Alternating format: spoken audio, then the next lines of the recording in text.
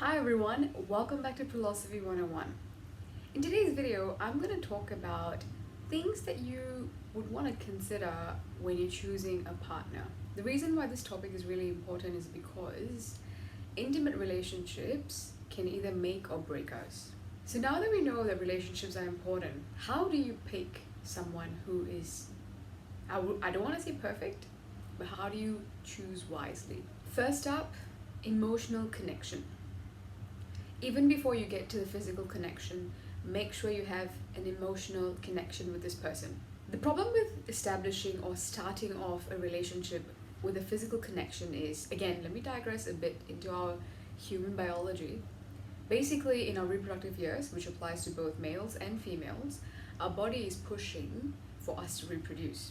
So the sense of hormone surges and urges and all that sort of stuff, it's all pushing us towards reproduction. And this is to do with vitality and continuation of our human species. So once your body has been exposed or has the taste of the physical contact, your body's going to want to have more. All right?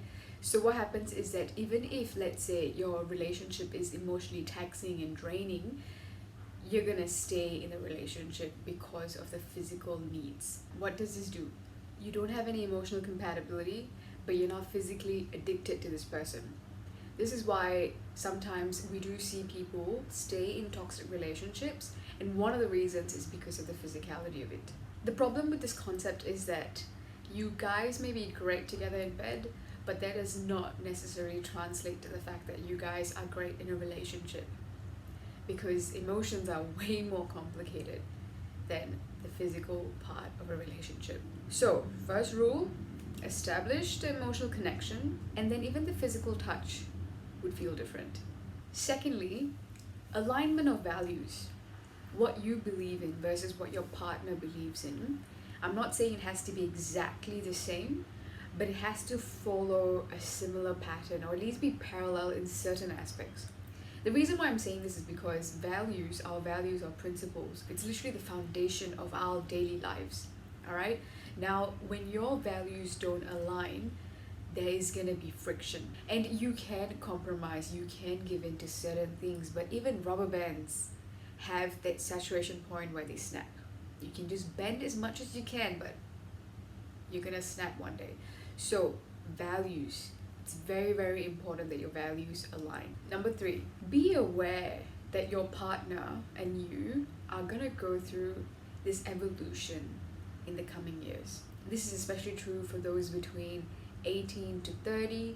You're gonna go through the biggest changes of your life, be it physically, mentally. So be aware that your partner and you are gonna go through growth.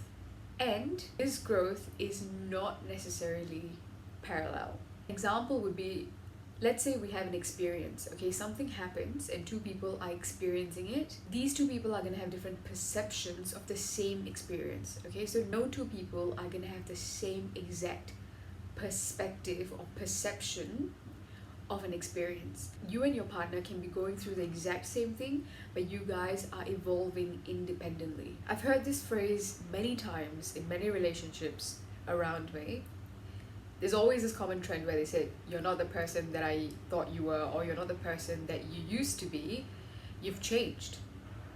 But I think it's important to acknowledge the fact that we are all changing, we're all growing in different ways, and it's important to be aware of it before entering a relationship and also acknowledging it as it happens. Now, the last point is something that really just struck me recently, again based on observations and all that.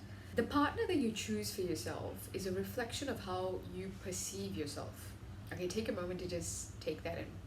Intimate relationships don't happen by chance. You might have met them by chance, but for it to actually work out, for you to actually have a fruitful relationship, both parties put in a lot of work. And while that happens, the partner that you choose for yourself, knowing their ups and downs, their characteristics, their quirks, everything, when you pick a partner for yourself, is a reflection of what you think you can handle, or what you think you're worthy of, and what you think you deserve.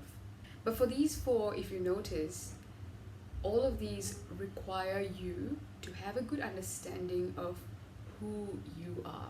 I know I've been harping on and on about this, but all of these aspects actually have to have some sort of understanding of who you are. For the first one, emotional compatibility. We must be willing to connect with someone emotionally. When people go through traumatic instances, some past trauma from like past relationships, they tend to be emotionally unavailable. So the first one is literally figuring out whether you can be emotionally available for someone.